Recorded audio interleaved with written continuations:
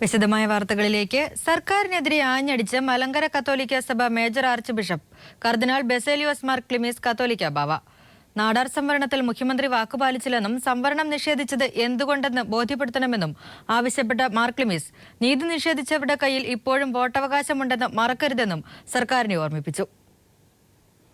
ഒരു ആനുകൂല്യവും വ്യക്തിപരമായി നിങ്ങളുടേത് എനിക്ക് ആവശ്യമില്ല. നിങ്ങൾ ചെയ്യേണ്ടുന്നത്, പ്രിയപ്പെട്ട ഭരണാധികാരികളെ, നിങ്ങൾ എന്തിന്റെ കാരണം പറഞ്ഞാണ് ഈ സംവരണം ഈ പാവപ്പെട്ട ജനതയ്ക്ക് നിഷേധിക്കുന്നത്? അതെന്നെ ബോധ്യപ്പെടുത്തണം. ഈ സർക്കാർ 5 വർഷമായി തുടർച്ചയായി നൽകി വന്നിരുന്ന വാഗ്ദാനം അവസാനത്തെ 5 ദിവസത്തിന് മുൻപ് എന്തുകൊണ്ട് നിഷേധിച്ചു എന്നറിയാൻ നീതി നിഷേധിക്കപ്പെട്ട നാടാർ സമുദായത്തിലെ മക്കൾക്ക് അവകാശമുണ്ട്. അത് നിങ്ങൾ ബോധ്യപ്പെടുത്തിയേ മതിയാവൂ. ഈ സംവരണമില്ലാത്തവരുടെ വോട്ട് കൂടി നേടി MLA സ്ഥാനത്തിരിക്കുന്ന നമ്മുടെ ജില്ലയിലെ MLA-മാര് കൂടി ശ്രദ്ധിക്കുന്നത് കൊള്ളാം. ഇവരുടെ കയ്യിൽ ഇപ്പോഴും വോട്ടവകാശമുണ്ട്. ഈ വാർത്തയുടെ കൂടുതൽ വിവരങ്ങളുമായി ജിതിൻ ചന്ദ്രൻ ചേരുന്നു. ജിതിൻ, വളരെ രൂക്ഷമായ ഭാഷയിൽ തന്നെയാണ് മാർ ക്ലിമീസ് സർക്കാരിനെ വിമർശിച്ചിരിക്കുന്നത്. മറ്റെന്തൊക്കെ കാര്യങ്ങളാണ് അദ്ദേഹം പറഞ്ഞത്? നെടുമങ്ങാട് വൈദിക ജില്ലാ സഭാ സംഗമത്തിൽ സംസാരിക്കവെയാണ് മലങ്കര സുറിയാനി സഭാ അധ്യക്ഷൻ കർദിനാൾ ബസേലിയോസ് ക്ലിമീസ് കാത്തോലിക്ക ബാവ ക്രിസ്ത്യൻ നാടാർ സംവരണ വിഷയത്തിൽ സർക്കാരിനെതിരെയും മുഖ്യമന്ത്രി ഉമ്മൻചാണ്ടിക്കെതിരെയും കടുത്ത വിമർശനവുമായി രംഗത്തെത്തിയത്. UDF സർക്കാർ പ്രകടന പത്രികയിലടക്കം വാഗ്ദാനം ചെയ്തിരുന്ന നാടാർ സംവരണം നടപ്പാക്കാതെ സർക്കാർ തങ്ങളെ വഞ്ചിക്കുകയാണ്. 5 വർഷത്തെ ഭരണകാലയളവിൽ പലകുറി തങ്ങൾക്ക് ഈ സംവരണം വാഗ്ദാനം ചെയ്തു. എന്നാൽ ഇതുവരെയും സംവരണം നടപ്പാക്കാനുള്ള യാതൊരു നടപടിയും സർക്കാരിന്റെ ഭാഗത്തുനിന്ന് ഉണ്ടായില്ല. നാടാർ സമുദായത്തിലെ സംവരണമില്ലാത്തവരെ മുഖ്യമന്ത്രിയും സർക്കാരും തുടർച്ചയായി വഞ്ചിച്ചുകൊണ്ടിരിക്കുകയാണെന്നും അദ്ദേഹം പറയുകയുണ്ടായി. കോർപ്പറേറ്റുകളുടെയും സംഘടിത ശക്തികളുടെയും മുന്നിൽ എല്ലാം മറക്കുന്ന ഉമ്മൻചാണ്ടി പാവങ്ങളുടെ കണ്ണുനീരിന് വിലയുണ്ടെന്ന് ഓർക്കണമെന്നും അദ്ദേഹം സർക്കാരിനെതിരെ ആഞ്ഞടിച്ചു. ഒപ്പം തന്നെ സംവരണത്തിനായി ഈ സർക്കാരിന്റെ കാലത്ത് തന്നെ സംവരണത്തിനായി നടപടി ഉണ്ടാക്കണമെന്നും ക്ലിമീസ് കാത്തോലിക്ക ബാവ ആവർത്തിച്ച് വ്യക്തമാക്കുകയുണ്ടായി. ഈ സർക്കാരിൽ നിന്നും നീതി കിട്ടിയില്ലെങ്കിൽ നീതി നിഷേധിക്കപ്പെട്ടവർ ഒറ്റക്കെട്ടായി ഈ സർക്കാരിനെ എതിർക്കുമെന്നും അദ്ദേഹം വ്യക്തമാക്കി. ഒപ്പം തന്നെ സംവരണം കിട്ടിയില്ലെങ്കിൽ വരുന്ന ദിവസങ്ങളിൽ, വരുന്ന 2 മാസ കാലയളവിനുള്ളിലെങ്കിലും തങ്ങൾക്ക് സംവരണം ഉണ്ടാകുന്ന രീതിയിലുള്ള നടപടി ഉണ്ടാകണം. ഇല്ലെങ്കിൽ വോട്ടിന്റെ വില എന്തെന്ന് സഭാവിശ്വാസികൾ UDF-ന് കാണിച്ചു കൊടുക്കണമെന്ന് സഭാവിശ്വാസികളെ ആഹ്വാനം ചെയ്തുകൊണ്ടാണ് മാർ ബസേലിയോസ് ക്ലിമീസ് കാത്തോലിക്ക ബാവ രംഗത്തെത്തിയിരിക്കുന്നത്. എന്തായാലും നാടാർ സംവരണ വിഷയത്തിൽ കടുത്ത ഭാഷയിൽ തന്നെയാണ് തങ്ങളുടെ അസംതൃപ്തിയും തങ്ങളുടെ വികാരവും അദ്ദേഹം പ്രകടിപ്പിച്ചിരിക്കുന്നത്. വരും ദിവസങ്ങളിൽ സംവരണ വിഷയത്തിൽ ഒരു നടപടി ഉണ്ടായില്ലെങ്കിൽ സർക്കാരിനെതിരെ വോട്ട് ചെയ്യുക എന്ന് തന്നെയാണ് അദ്ദേഹം വ്യക്തമായി സഭാവിശ്വാസികളോട് ആഹ്വാനം ചെയ്തിരിക്കുന്നത്. ജസ്റ്റിൻ, നാടാർ സംവരണം നിഷേധിച്ചതിനെതിരെ രൂക്ഷ വിമർശനവുമായി മാർ ക്ലിമീസ് കാത്തോലിക്ക ബാവ. വിവരങ്ങളാണ് ജിതിൻ ചന്ദ്രൻ നൽകിയത്. മറ്റു വാർത്തകളിലേക്ക്. നിയമസഭാ തെരഞ്ഞെടുപ്പിൽ ജയസാധ്യതയില്ലാത്ത സീറ്റുകൾ നൽകുന്ന പതിവ് പരിപാടി പറ്റില്ലെന്ന് ജനതാദൾ യു. പുറത്തുപോയ ഘടകകക്ഷികളുടെ സീറ്റുകൾ ആനുപാതികമായി വീതിക്കണം. പതിവായി തോൽക്കുന്ന സീറ്റുകൾ വെച്ചുമാറണമെന്ന് ബുധനാഴ്ച ചേരുന്ന UDF യോഗത്തിൽ ആവശ്യപ്പെടുമെന്നും വർഗീസ് ജോർജ് പീപ്പിളിനോട് പറഞ്ഞു. നിയമസഭാ തെരഞ്ഞെടുപ്പിൽ ജയസാധ്യതയില്ലാത്ത മണ്ഡലങ്ങൾ നൽകുന്ന പതിവ് പരിപാടി അംഗീകരിക്കില്ലെന്ന നിലപാട് JDU UDF നേതൃത്വത്തെ അറിയിക്കും. പതിവായി തോൽക്കുന്ന മട്ടന്നൂർ, ഏലത്തൂർ, നേമം തുടങ്ങിയ മണ്ഡലങ്ങൾ വേണ്ട. ഇതിനു പകരം കൊച്ചിയിലോ ആലപ്പുഴയിലോ സീറ്റുകൾ നൽകണമെന്ന് വർഗീസ് ജോർജ് ആവശ്യപ്പെട്ടു. എന്ന് മാത്രമല്ല, ഞങ്ങൾക്ക് കിട്ടിയ 6 സീറ്റുകളിൽ 3 സീറ്റുകൾ തീരെ ജയസാധ്യതയില്ലാത്ത സീറ്റുകളായിരുന്നു. പ്രത്യേകിച്ച് ഞങ്ങളുടെ മുന്നണിയിൽ താമസിച്ചു എന്നതുകൊണ്ട് കേരളത്തിൽ മാർക്സിസ്റ്റ് പാർട്ടി ആദ്യം ജയിക്കുന്ന സീറ്റുകളിൽ ചിലതാണ് ഞങ്ങൾക്ക് തന്നത്. 70-80 സീറ്റ് മത്സരിക്കുന്ന ഒരു വലിയ പാർട്ടി തോക്കുന്ന 7-8 സീറ്റ് മത്സരിക്കുന്നത് സ്വാഭാവികമാണ്. പക്ഷേ 6 സീറ്റ് മത്സരിച്ചൊരു പാർട്ടി നേരെ പകുതി സീറ്റുകളിൽ വിജയസാധ്യതയില്ലാത്ത സീറ്റുകളിൽ മത്സരിക്കുന്ന ബുദ്ധിമുട്ടാണ്. തെരഞ്ഞെടുപ്പിൽ കൂടുതൽ സീറ്റുകൾ വേണം. മുന്നണി വിട്ടുപോയ ഘടകകക്ഷികളുടെ സീറ്റുകൾ ആനുപാതികമായി വീതിക്കണം. കുറച്ച് സീറ്റുകൾ ഇപ്പോൾ UDF-ൽ പുതുതായിട്ട് വന്ന് ചേർന്നിട്ടുണ്ട്. ചില ഘടകകക്ഷികൾ UDF വിട്ടുപോയതുകൊണ്ട് ആ സീറ്റുകൾ ആനുപാതികമായി ഞങ്ങളുടെ പാർട്ടി കൂടി വീതിച്ചു തരണമെന്ന് ഞങ്ങൾ അഭ്യർത്ഥിക്കുന്നുണ്ട്. നിയമത്തിനു പകരം തിരുവനന്തപുരത്ത് മറ്റൊരു മണ്ഡലം നൽകണമെന്നും JDU ആവശ്യപ്പെട്ടു. ബുധനാഴ്ച ചേരുന്ന UDF യോഗത്തിൽ JDU നിലപാടറിയിക്കും. MR Sajesh, news bureau, Thiruvananthapuram. നിയമസഭാ തെരഞ്ഞെടുപ്പിലെ സീറ്റിനായി മുസ്ലിം ലീഗും പിടിമുറക്കുന്നു. തെക്കൻ കേരളത്തിൽ 2 സീറ്റ് വേണമെന്ന് മുസ്ലിം ലീഗ് ആവശ്യപ്പെടും. RSPക്ക് വേണ്ടി ഇരവിപുരം വിട്ടുകൊടുക്കേണ്ടതെന്നാണ് ലീഗ് കൊല്ലം ജില്ലാ കമ്മിറ്റിയുടെ തീരുമാനം. 1980 മുതൽ തെക്കൻ കേരളത്തിൽ ലീഗ് മത്സരിക്കുന്ന ഇരവിപുരം സീറ്റ് ലീഗിനെ സംബന്ധിച്ച് അഭിമാന പ്രശ്നമാണെന്നാണ് കൊല്ലത്ത് ചേർന്ന ലീഗ് മണ്ഡലം ഭാരവാഹികളുടെ യോഗത്തിന്റെ നിലപാട്. അതുകൊണ്ട് തന്നെ ഒരു നീക്കുപോക്കിനും നേതൃത്വം വഴങ്ങരുതെന്ന് ഭാരവാഹികൾ നേതാക്കന്മാർക്ക് മുന്നറിയിപ്പ് നൽകി.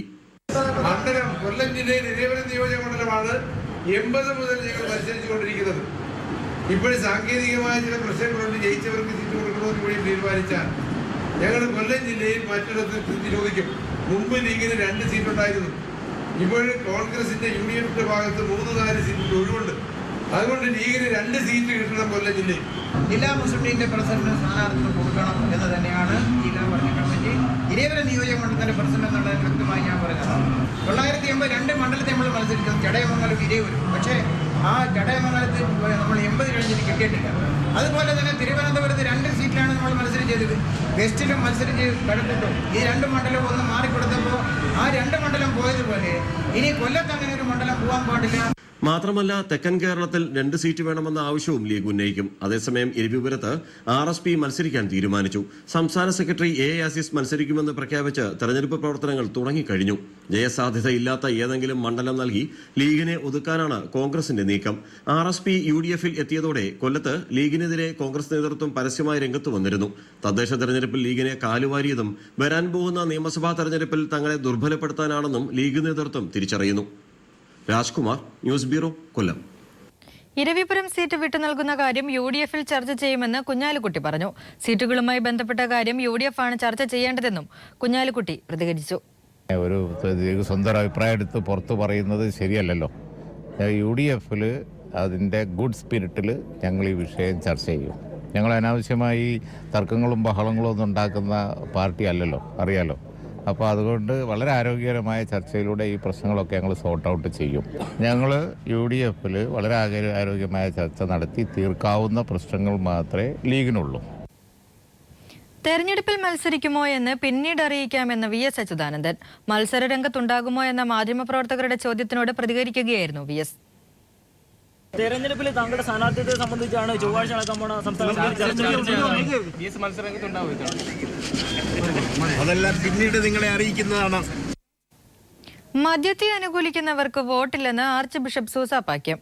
തെരഞ്ഞെടുപ്പിന് മുൻപ് എല്ലാ രാഷ്ട്രീയ പാർട്ടികളും മദ്യനയം വ്യക്തമാക്കണമെന്നും സൂസാപാക്യം പറഞ്ഞു. തിരികെ വാർത്തകളിലേക്ക്. രാജേഷ് പിള്ളയ്ക്ക് മലയാളത്തിന്റെ അന്ത്യാഞ്ജലി.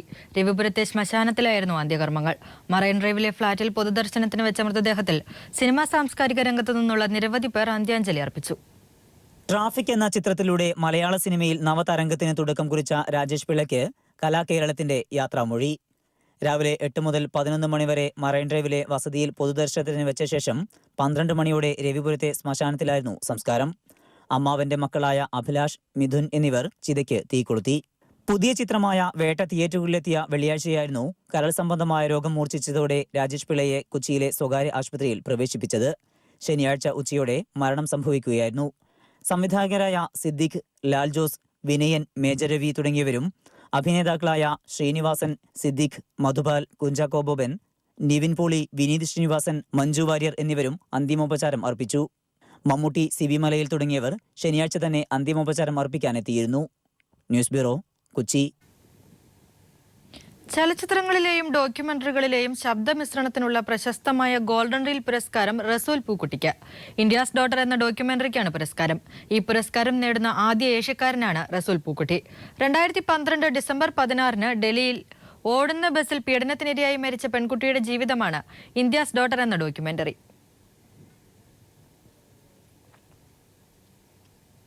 ഒറ്റ രാത്രി കൊണ്ട് കുടുംബാംഗങ്ങളായ 14 പേരെ കൊലപ്പെടുത്തി യുവാവ് ആത്മഹത്യ ചെയ്തു. താനെയിലാണ് സംഭവം. കൊല്ലപ്പെട്ടവരിൽ 7 കുട്ടികളുമുണ്ട്. കൊലപാതകത്തിനു പിന്നിൽ സ്വത്ത് തർക്കമാണെന്ന് പോലീസ് അറിയിച്ചു.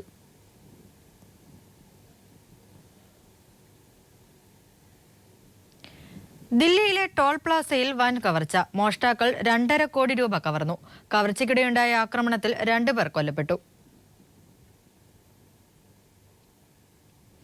NDA സർക്കാരിന്റെ രണ്ടാമത്തെ സമ്പൂർണ്ണ ബജറ്റ് നാളെ 11 മണിയോടെ കേന്ദ്ര ധനമന്ത്രി അരുൺ ജെയ്റ്റ്ലി ലോക്സഭയിൽ ബജറ്റ് അവതരിപ്പിക്കും.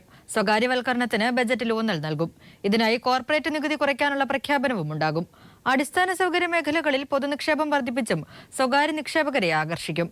ഗാർഹിക ഉപഭോക്താക്കൾക്ക് നൽകുന്ന സബ്സിഡിയുള്ള പാചകവാതക സിലിണ്ടറുകളുടെ എണ്ണം കുറയ്ക്കണമെന്ന സാമ്പത്തിക സർവേ നിർദ്ദേശം ബജറ്റ് അംഗീകരിക്കുമെന്നാണ് സൂചന. 1 കോടി വരുന്ന കേന്ദ്ര സർക്കാർ ജീവനക്കാർക്കും പെൻഷൻകാർക്കും 7ാം ശമ്പള കമ്മീഷൻ നിർദ്ദേശിച്ച 23.5% ശമ്പള വർധനവ്, 1 റാങ്ക് 1 പെൻഷൻ പദ്ധതി നടപ്പിലാക്കുന്നതിലൂടെ കണ്ടെത്തേണ്ട അധിക വരുമാനം, പ്രധാനമന്ത്രി പ്രഖ്യാപിച്ച കർഷകർക്കുള്ള വിള ഇൻഷുറൻസ് പദ്ധതി എന്നിവയ്ക്ക് വേണ്ട അധിക വിഭവ സമാഹരണമാണ് ഈ ബഡ്ജറ്റിൽ ധനമന്ത്രാലയം പ്രധാനമായും ലക്ഷ്യമിടുന്നത്. 1.25 ലക്ഷം കോടി രൂപയുടെ അധിക ഭാരം നിലവിലുണ്ടെന്ന് മന്ത്രാലയം പുറത്തുവിടുന്ന കണക്കുകൾ തന്നെ സൂചിപ്പിക്കുന്നു. പക്ഷേ ആഗോള വിപണിയിലെ എണ്ണവിലയിടിവ് അരുൺ ജെയ്റ്റ്ലിക്ക് കാര്യങ്ങൾ എളുപ്പമാക്കുന്നുണ്ട്. അടിസ്ഥാന സൗകര്യ വികസനമടക്കമുള്ള എല്ലാ മേഖലകളിലും സ്വകാര്യവൽക്കരണത്തിലുള്ള സൗകര്യം ആദ്യത്തെ ഇടക്കാല ബഡ്ജറ്റ് മുതൽ ജെയ്റ്റ്ലി ആരംഭിച്ചതാണ്. ഇതിനു മുന്നോടിയായാണ് 30% കോർപ്പറേറ്റ് നികുതി 5% കുറച്ച് 25% കഴിഞ്ഞ ബഡ്ജറ്റിൽ പ്രഖ്യാപിച്ചത്.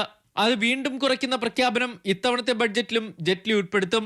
വിദേശ നിക്ഷേപം ആകർഷിക്കാൻ ശ്രമങ്ങൾ തുടരും. നികുതി മേഖലയിലെ നിയമപരിഷ്കരണമാണ് പ്രധാന ലക്ഷ്യം. ആദായ നികുതി പരിധി ഉയർത്തില്ല. മോദി പദ്ധതികളായ make in India, Swachh Bharat, Ganga ശുചീകരണ പദ്ധതികൾ എന്നിവയ്ക്ക് കൂടുതൽ കേന്ദ്ര സഹായമുണ്ടാകും. സബ്സിഡി ഗ്യാസുകളുടെ എണ്ണം കുറയ്ക്കുമെന്നാണ് ലഭിക്കുന്ന സൂചനകൾ. കഴിഞ്ഞ ദിവസം കേന്ദ്ര ധനമന്ത്രാലയം പുറത്തിറക്കിയ സാമ്പത്തിക സർവേ റിപ്പോർട്ടിൽ ഗ്യാസ് സബ്സിഡിയുടെ എണ്ണം 9 കുറയ്ക്കണമെന്നാണ് നിർദ്ദേശിച്ചത്. ഇത് ബഡ്ജറ്റ് അംഗീകരിച്ചാൽ ഗാർഹിക ഉപഭോക്താക്കൾക്ക് വൻ തിരിച്ചടിയാകും. റബ്ബർ ഇറക്കുമതി ചുങ്കം വർദ്ധിപ്പിക്കണമെന്ന കേരളത്തിന്റെ ആവശ്യം ഇത്തവണയും പരിഗണിക്കില്ല.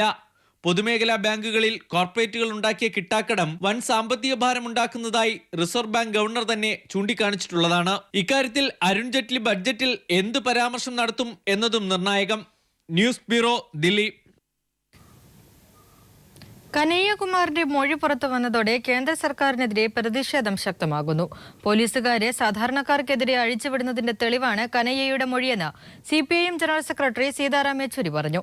അതേസമയം JNU വിഷയത്തിൽ പ്രതികരിച്ച സീതാറാം യെച്ചൂരിക്ക് ലഭിച്ച വധഭീഷണിയെക്കുറിച്ച് ദില്ലി DCP നേരിട്ട് അന്വേഷിക്കും. ഇതിനിടയിൽ തീവ്രവാദ കേസുകൾ അന്വേഷിക്കുന്ന പ്രത്യേക അന്വേഷണ സംഘത്തിന് JNU കേസ് കൈമാറി. കൈരളി TV കഴിഞ്ഞ ദിവസമാണ് കനയ്യകുമാറിന്റെ മൊഴി പുറത്തുവിട്ടത്. പട്യാല കോടതിയിൽ പോലീസ് കാഴ്ചക്കാരായി നോക്കി നിൽക്കെ ആക്രമണം ഏൽക്കേണ്ടി വന്നുവെന്ന് സുപ്രീം കോടതി നിയോഗിച്ച അഭിഭാഷക സംഘത്തോട് കനയ്യകുമാർ പറയുന്നു. तैयारी में बैठे हुए थे कि जिन्हें आएगा अटैक करें, क्योंकि जो लोग पीट रहे थे ना, उसमें से कुछ लोग और लोगों को बुला रहे थे. अच्छा, आ गया इस तरीके से. और पूरे रास्ते में गाड़ियां गिर गई, कभी मैं गाड़ी पे गिर गया. और वो जो जहाँ से जब हम कोर्ट एंट्री करते हैं वो जो मशीन होता है, उसके दौरान जब धक्का दे करके मुझे अंदर किया जाता, मेरा पैंट खुल गया. उसके बाद मेरे टी-शर्ट, मेरे चप्पल खुल गए, मेरे पैर में इंजरी, मेरे पेट में लात से, घुसे से. एक आदमी से छूट रहा हूँ, दूसरा आदमी. സാധാരണക്കാർക്കെതിരെ പോലീസിനെ അഴിച്ചുവിടുന്നതിന്റെ തെളിവാണ് കനയ്യയുടെ പുറത്തുവന്ന മൊഴിയെന്ന് CPIM general secretary Sitaram Yechury പറഞ്ഞു. അടിയന്തരാവസ്ഥക്കാലത്ത് ജനാധിപത്യത്തിന് നേരെയായിരുന്നു ആക്രമണമെങ്കിൽ ഇപ്പോൾ മതേതരത്വത്തിനും ജനാധിപത്യത്തിനുമെതിരെയാണ് ആക്രമണം നടക്കുന്നതെന്ന് യെച്ചൂരി പറഞ്ഞു. ദില്ലിക്ക് പുറത്തേക്ക് JNU കേസിന്റെ വിചാരണ മാറ്റണമെന്ന് കോൺഗ്രസ് ആവശ്യപ്പെട്ടു. കേന്ദ്ര സർക്കാർ പ്രദേശങ്ങളിൽ വിചാരണ നടന്നാൽ നീതി ലഭിക്കില്ല. ആം ആദ്മിയും ദില്ലി പോലീസിനെതിരെ രംഗത്തെത്തി. ദൃശ്യങ്ങൾ പുറത്തുവന്ന സാഹചര്യത്തിൽ പ്രതിരോധത്തിലായ ദില്ലി പോലീസ് JNU കേസ് തീവ്രവാദ കേസുകൾ അന്വേഷിക്കുന്ന പ്രത്യേക സംഘത്തിന് കൈമാറി. അതേസമയം JNU ഹൈദരാബാദ് സർവകലാശാല വിഷയങ്ങളിൽ പ്രതികരിച്ചതിന്റെ പേരിൽ സീതാറാം യെച്ചൂരിക്ക് വധഭീഷണി ലഭിച്ചിരുന്നു. ഇതിനെക്കുറിച്ച് ദില്ലി DCP നേരിട്ട് മൊഴി രേഖപ്പെടുത്തി അന്വേഷിക്കും. News bureau, Delhi. മുഖ്യമന്ത്രി സഞ്ചരിച്ച കാർ കോട്ടയത്ത് അപകടത്തിൽപ്പെട്ടു. ഗൺമാന് പരിക്കേറ്റു. കൊച്ചിയിൽ നിന്നും കോട്ടയത്തേക്കുള്ള യാത്രാമധ്യേ പുലർച്ചെയായിരുന്നു സംഭവം. വരുന്ന വഴിയായിരുന്നു. രാഷ്ട്രപതിയുടെ ഒപ്പമായിരുന്നു 2 ദിവസം. അപ്പോൾ രാഷ്ട്രപതിയെ യാത്ര അയച്ച ശേഷം ഇന്നലത്തെ പരിപാടികളെല്ലാം തീർത്ത് തിരിച്ചു വരുന്ന ഇതായിരുന്നു. അപ്പോൾ എല്ലാ പരിപാടിയും തീർക്കാൻ ഇരുന്നുകൊണ്ട് കുറേ അധികം വൈകി. പക്ഷേ ഞാൻ ബെൽറ്റ് ഇട്ടിരുന്നു, അതുകൊണ്ട് എനിക്ക് ഒന്നും പറ്റിയില്ല. വേറെ ആർക്കും പരിക്കില്ല. സ്കിഡ് ചെയ്തതാണ്. ഏറ്റുമാനൂരിന് അപ്പുറത്ത് വെച്ചായിരുന്നു. ഏതായാലും അത്ഭുതകരമായിട്ട് രക്ഷപ്പെട്ടു. ഓക്കെ. അത് വളരെ ഗ്ലാസ് കൊണ്ടിട്ട് ചെറിയ പരിക്ക് എന്നത് മാത്രമേ ഉള്ളൂ, കാര്യമായിട്ടൊന്നുമില്ല. അടിസ്ഥാന സൗകര്യങ്ങളില്ലാതെ വീർപ്പുമുട്ടുകയാണ് പാലക്കാട് കടപ്പാറയിലെ ആദിവാസി കുടുംബങ്ങൾ. കൃഷിഭൂമിക്ക് വേണ്ടി 1 മാസത്തിലധികമായി കുടിൽ കെട്ടി സമരം നടത്തുന്ന കുടുംബങ്ങളാണ് സർക്കാർ അനുവദിച്ച വീടുകളിൽ ദുരിത ജീവിതം നയിക്കുന്നത്. ഭൂമി നൽകുമെന്ന പ്രഖ്യാപനവും അനന്തമായി നീളുന്നു. വീട്ടിലൊക്കെ താമസിക്കുന്ന സൗകര്യം നനയും ഒക്കെ കിടക്ക തന്നെ, വെള്ളവുമില്ല, പുറത്തേക്ക് പോകാൻ ഒരു സൗകര്യമില്ല, മക്കളെ പഠിപ്പിക്കാനൊരു വഴിയില്ല, ചത്ത കുഴിച്ചിടാനൊരു മണ്ണില്ല. ഞങ്ങൾ പാറ പുഴക്കിയിട്ടാണ് എൻ്റെ ഭർത്താവൊക്കെ മരിച്ചിട്ട് ഞങ്ങൾ അടക്കിയത്. കടപ്പാറ ആദിവാസി കോളനിയിലെ ലക്ഷ്മിയുടെ വാക്കുകളിൽ നിന്ന് ഇവരുടെ ജീവിത പ്രയാസം വ്യക്തമാണ്. കുടിവെള്ളമോ കക്കൂ സൗകര്യമോ ഇല്ലാതെയാണ് 18 വീടുകളിലായി 22 കുടുംബങ്ങൾ ഇവിടെ കഴിയുന്നത്. പാറയ്ക്ക് മുകളിലാണ് എല്ലാ വീടുകളും. ശവമടക്കാൻ പോലും സൗകര്യമില്ല. വേനൽക്കാലത്ത് കുട്ടികളുമായി ഇവിടെ താമസിക്കുക വലിയ പ്രയാസമാണെന്ന് ഊരുമൂപ്പൻ വേലായുധൻ പറഞ്ഞു. അവിടെ കിടക്കാൻ യാതൊരു കാരണവശാലും പറ്റില്ല. പാറ ചൂടായാലും ഇപ്പോൾ ഇരിക്കുന്ന പെരയും ചൂടായി കഴിഞ്ഞാൽ അതിൻ്റെ ഉള്ളിൽ കിടന്ന് തീൻ്റെ അടുത്ത് പോയി കിടക്കും വരെയാണ്. ഒരുപാട് ദാഹം സഹിച്ചു. കക്കൂസില്ല, നേരാമാർക്കൊരു കുടിവെള്ളമില്ല. ഒരുപാട് അപേക്ഷകൾ കൊടുത്താൽ ഞങ്ങൾ ഒന്നും പരിഗണിച്ചില്ല. ഭൂമിക്കായി മൂർത്തിക്കുന്നിൽ വനം കയ്യേറി കുടിൽ കെട്ടിയുള്ള സമരം പുരോഗമിക്കവേ റവന്യൂ വകുപ്പ് വനഭൂമി അളന്ന് തിട്ടപ്പെടുത്തി കഴിഞ്ഞു. 14.67 ഏക്കർ വനഭൂമിയുണ്ടെന്നാണ് റിപ്പോർട്ട്. വനാവകാശ നിയമപ്രകാരം ഭൂമി നൽകുമെന്ന് നിയമസഭയിൽ വിഷയം അവതരിപ്പിച്ച സ്ഥലം MLA എം ചന്ദ്രന് മന്ത്രി PK ജയലക്ഷ്മി മറുപടി നൽകിയിട്ടുണ്ട്. News bureau, Palakkad.